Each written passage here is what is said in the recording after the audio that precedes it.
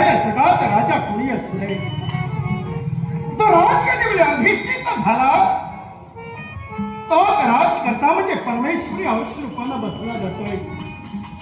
त्या राजगादीवर बसलेला राजा नीलकमल परमेश्वरी अंशानं बसला गेला. आज तुमच्या संपूर्ण देहाचं निरीक्षण करत असताना आपल्या मुखातून निघणाऱ्या शब्दानं माणसाचा चेहरा माणसाच्या चेहऱ्यावर दिसले जातात.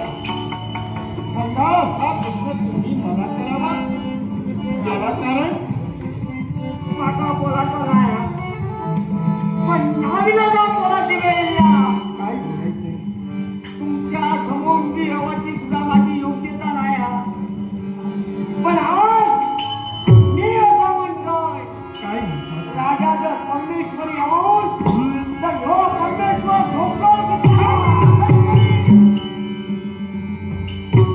ज्या दिवशी राजगादीवर अभिषेक झालाय शपथ घेतोय राजा नीलकमल